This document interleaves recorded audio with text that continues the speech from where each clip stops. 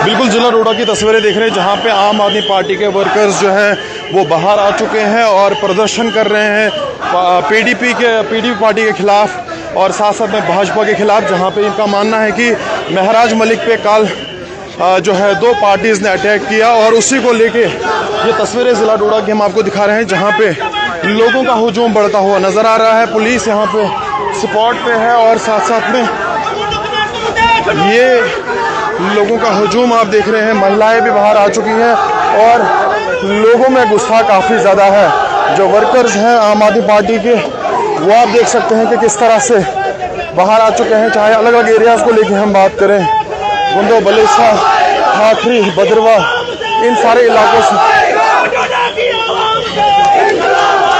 तो ये देख सकते हैं किस तरह से यहाँ पे रोकने की कोशिश कोई की जा रही है।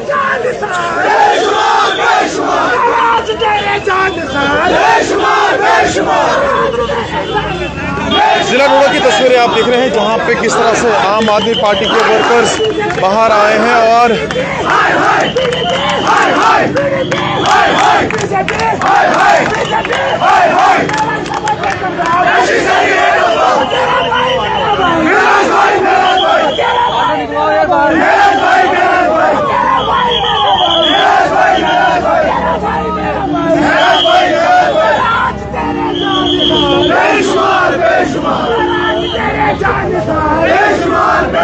लाइव तस्वीरें जिला डोडा की आप देख रहे हैं जहां पे किस तरह से पीडीपी के खिलाफ नारे और भाजपा के खिलाफ नारेबाजी जिला डोडा के अंदर देखने को मिल रही है। इनका मानना है कि जहां पे महराज मलिक के ऊपर कल हमला किया गया असेंबली के अंदर, उसी को लेके जिला डोडा की तस्वीरें आप देख सकते हैं कि आम आदमी पार्टी के जो वर्कर्स हैं वो किस तरह से घरों से बाहर आए हैं और धरना प्रदर्शन यहाँ पे कर रहे हैं, गुस्सा अपना दिखा रहे हैं।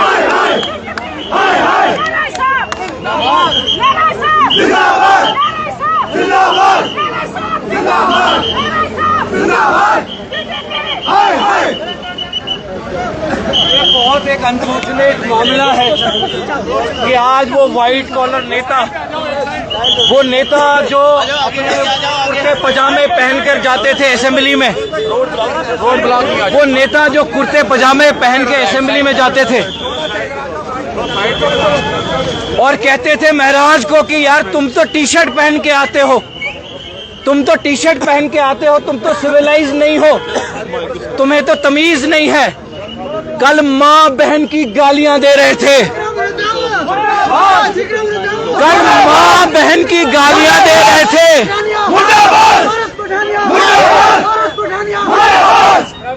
वो आरएस पठानिया जो जमहूरियत के दावे करता है, जो कहता है कि जमहूरियत, हिंदुस्तान दुनिया की सबसे बड़ी जमहूरियत है और उसको बनाने का क्रेडिट बीजेपी को देता है, वो आरएस पठानिया वोटरों को कहता है कि तुम गलीज हो, तुम घटिया हो, तुमने जो है एक टी शर्ट पहनने वाले नेता को वोट दिया।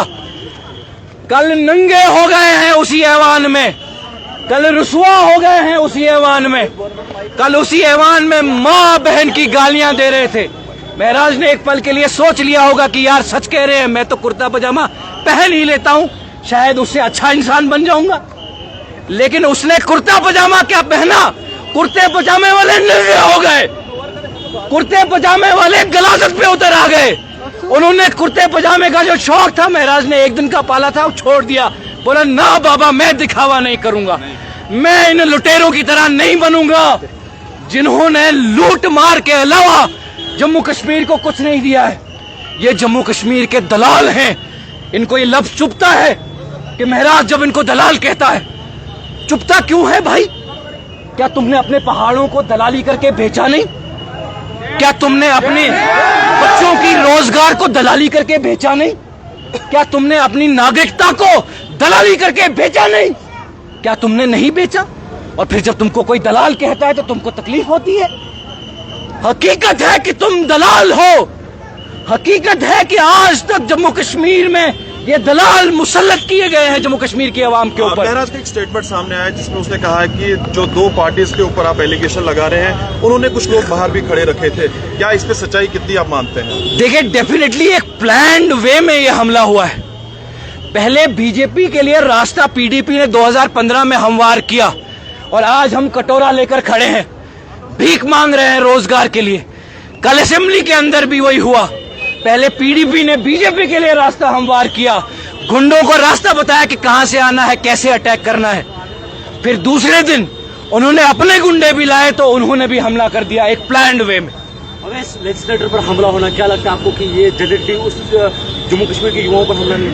डेफिनेटली हम इसको बार बार कह रहे हैं कि ये महराज मलिक पर अटैक नहीं है, ये महराज मलिक पर अटैक नहीं है, ये उस आवाज पर अटैक है जो इन नौजवानों की, बेरोजगार नौजवानों की आवाज है। उस पसमानदा पिछड़े जम्मू कश्मीर के हर शख्स पर अटैक है जिसकी आवाज बनना वो चाहता है। उन डेली वेजेस पर अटैक है जिनकी आवाज वो बन रहा है। उन जम्मू कश्मीर के बेबस अवाम पर अटैक है जिनकी आवाज बनने की वो कोशिश कर रहा है। मैंने पहले भी बताया, अगर महराज मलिक अवाम की आवाज ना होता तो पुलवामा से पुलडोडा तक आज उसकी गूंज ना होती। आज उसकी गूंज पुलवामा से पुलडोडा तक इसलिए है कि पुलवामा के लोग भी जानते हैं, पुलडोडा के लोग भी जानते हैं कि आज तक जम्मू कश्मीर ने कोई शेर जना है जो जम्मू कश्मीर के हक की बात कर रहा है, वो सिर्फ और सिर्फ महराज मलिक है। आप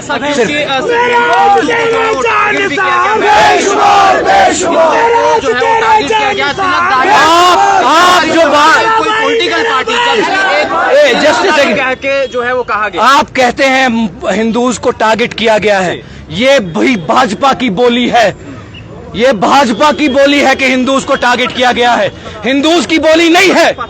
आप उन हिंदू नौजवानों से पूछो जो रोजगार के लिए तड़प रहे, तरस रहे हैं, उनसे पूछो क्या महराज ने हिंदू को टारगेट किया? नहीं किया।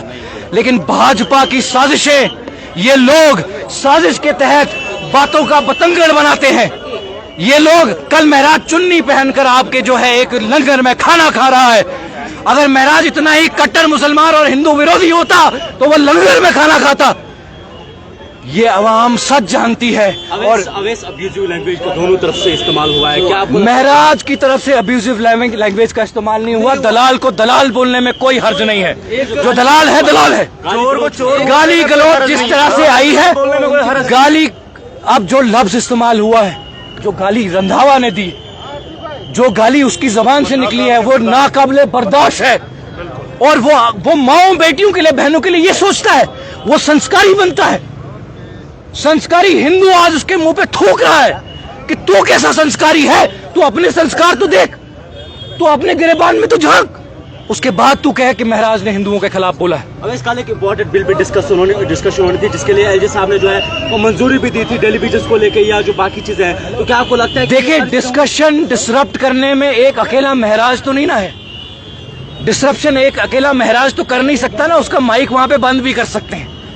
डिसरप्शन करने वाले जो लोग हैं वो आपके सामने हैं।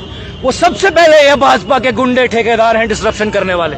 उसके बाद इनके पीठ पे पीछे छुपे हुए पीडीपी के जो डिसरप्शन क्रिएट करते हैं। इसका इल्जाम महराज के ऊपर नहीं जाता। महराज तो कहता है अवाम के मामले डिस्कस करो, लोगों के मामले डिस्कस करो। और बड़ा इम्पोर्टेंट है, लोगों की तरफ से बताया गया, कुछ लोग एलिगेशंस भी लगा रहे हैं कि उनको यहाँ से चुन के भेजा गया था, वहाँ पे वो लड़ाई कर रहे हैं, हल्ला कर रहे हैं, अवाम की बात कम कर रहे हैं। क्या मानते हैं इस चीज को? महराज ने अवाम की बात के अलावा क्या बात की? उसने बातें की, लेकिन बहुत मुख्तसर वक्त के लिए। उसके अलावा उसने अवाम की बात के अलावा क्या बात की? और इसका जिंदा जीता जागता सबूत अगर आपको देखना है, जाके महराज के रेजिडेंस के बाहर देख लो। पूरी जम्मू कश्मीर से लोग खड़े हैं अपने मसाइल लेकर, और देखो बाकी एमएलएस की हालत। वहां ट्रांसफर कराने के लिए बैठे होंगे लोग, ठेके लेने के लिए बैठे होंगे, रिश्वत देने के लिए बैठे होंगे। लेकिन अवाम के मामले अगर आज किसी दरवाजे पर हैं तो वो महराज मलिक के दरवाजे पर है। ये महराज मलिक का दरवाजा भी गवाह है, वो जम्मू शहर भी गवाह है, वो मंदिरों का शहर गवाह है, जिसको इन्होंने शराब का शहर बना दिया। वो शहर गवाह है कि महराज मलिक अवाम की बात कर रहा है। देखिए, अभी तक तो हम सोचते थे कि शायद ये लोग तमीज के दायरे में रहेंगे, चलें, हाथापाई पे नहीं आएंगे, लेकिन हमने अपनी हकीकत बता दी ना।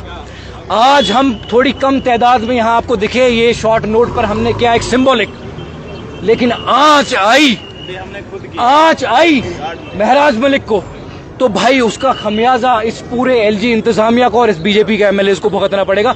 वो लोग गवाह हैं, वो लोगों की जबान से आप लोग सुन भी रहे होंगे। और एक और जरूरी बात, कि जिस असेंबली में ये गुंडई हुई है, जिस असेंबली में ये अटैक हुआ है, अगर वो असेंबली इस पर कार्रवाई नहीं करती तो उस असेंबली को भी फिर ये चीज का जवाब देना पड़ेगा कि आपके अहाते में आकर गुंडे बैन कर देने जाने चाहिए।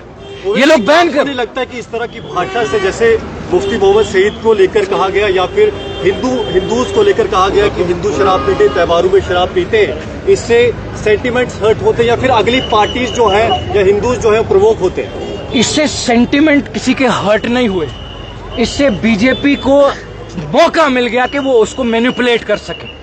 आप मुफ्ती की बात कर रहे हैं, भाई साहब आप मुझे बताएं कि हमने क्या मुफ्ती की कब्रों पे पूजा करनी है जाकर? अब वहां पर क्या चादरें चढ़ानी है? हमने क्या करना है? अब हम मतलब क्या चाहते हैं आप? हम उसकी चादरें चढ़ाएं या उसको दरगाह बना दें कोई? अब Mufti is responsible for our miserable condition. He is the person who sold Jammu and Kashmir to this BJP. लेकिन उसी तरह की भाषा का प्रयोग फिर दूसरी तरफ से भी होता है, तो दूसरी माहौल तो खराब गाली होगा ही। नहीं, सच और गाली में फर्क है। एक एब्यूसिव लैंग्वेज में और एक तल्ख लफ्ज में फर्क है। दलाल सच्चाई है, दलाली हुई है, पीडीपी ने की 2015 में दलाली की। जम्मू कश्मीर ने उनको वोट दिया था कि बीजेपी को बाहर रखा जाए, उन्होंने उन्हीं के साथ हाथ मिलाया। 19 के बाद रीऑर्गेनाइजेशन के बाद जिन बीजेपी वालों के सर पे हमारी जिम्मेदारी थी, जो यहाँ हमारे ठेकेदार थे, उन्होंने भी हमारे रिसोर्सेज की दलाली ही की। आदमी पार्टी दिल्ली ने 370 को लेकर जो है वो अपनी पांच बहुमत वोट- जताई थी। आप- फिर आप किस तरह से इस बात को कह सकते हैं कि आप उन्होंने 370 की बात कर रहे आपने 2019 की बात की है।